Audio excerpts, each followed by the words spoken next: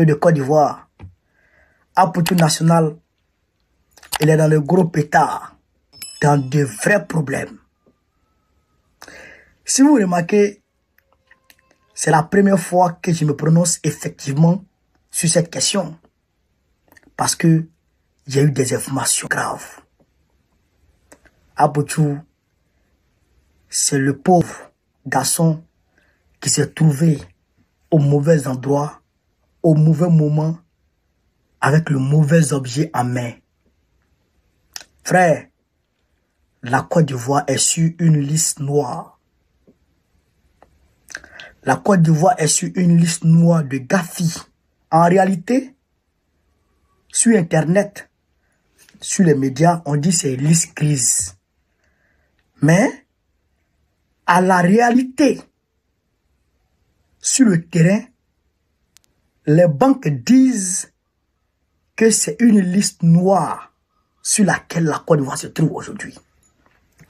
Et regardez vous-même, demandez, hein, ou bien faites exprès d'aller demander aux banques françaises que vous voulez faire virement de peut-être 10 000 euros vers la Côte d'Ivoire. Ou que vous voulez recevoir de l'argent depuis la Côte d'Ivoire.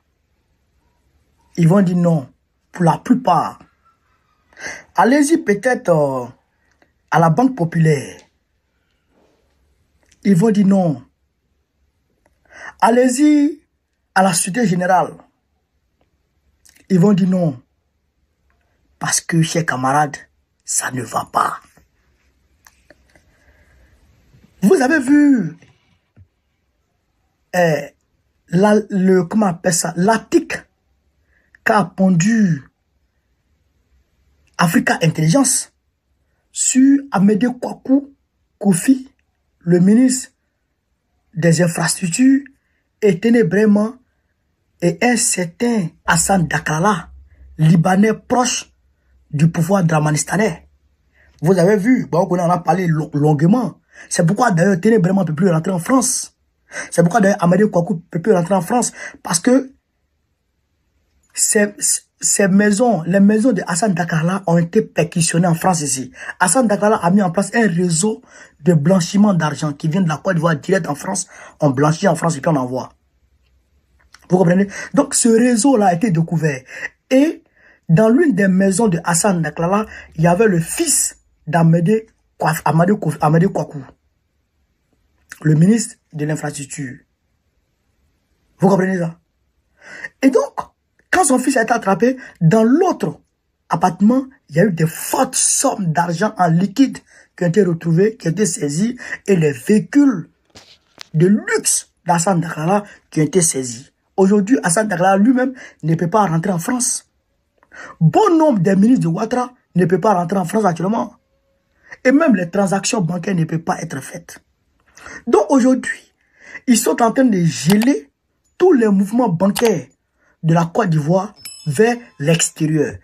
Je vous dis, c'est quelle structure qui a fait l'opération? C'est la structure s'appelle Gafi. Le groupe Gafi. Ce groupe Gafi-là, à la réunion où la Côte d'Ivoire a été mise sur la liste grise de blanchiment d'argent, à cette réunion, il y avait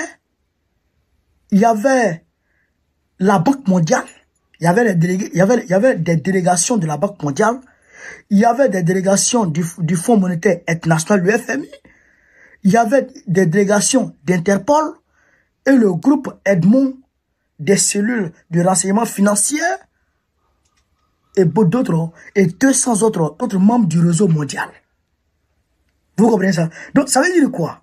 Ça veut dire que les institutions de Bretton Woods, à savoir la Banque mondiale, le FMI et d'autres organisations, sont aujourd'hui en train de, chers camarades d'Afrique, sanctionner ou restreindre tout mouvement bancaire vers la Côte d'Ivoire ou depuis la Côte d'Ivoire.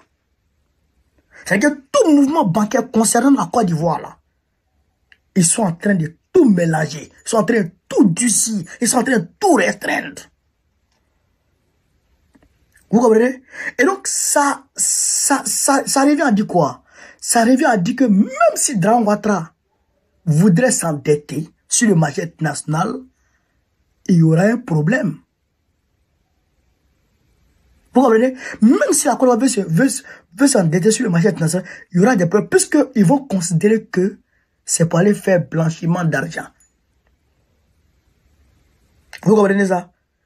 Donc, comme ce problème agace Dragan Ouattara énormément, et c'est d'ailleurs l'un des problèmes clés qui fait qu'il voyage chaque mois pour venir en France, pour chercher à trouver des solutions. Vous comprenez ça? Et donc, comme ça ne va pas, les gens sont en train de durcir ça sur lui. Alors, pour redorer son blason, il fait arrêter Apoutou pour dire oui, pour faire croire aux gens, oui, on est en train de travailler à rattraper le coup ou à poursuivre tous ceux qui sont impliqués dans le blanchiment d'argent. Donc, Apoutou est comme un trophée que Dragan Ouattara présente au monde entier. Mais en réalité, pourquoi c'est maintenant que les institutions de Bretton Woods se dressent contre Ouattara? Et oui, la famille, au travers de cette vidéo, on constate aisément que tout se complique autour de Apoutou National. Est-ce qu'il va sortir? Est-ce qu'il sortira? Voilà, tout se complique. Et vous voyez, l'affaire est devenue, bien sûr, une affaire d'État, une affaire internationale. C'est-à-dire, bon, en tout cas, il est vraiment, c'est triste. Donnez vos avis par rapport à ce dossier. On essaiera d'en débattre dans notre communauté. À tout à l'heure.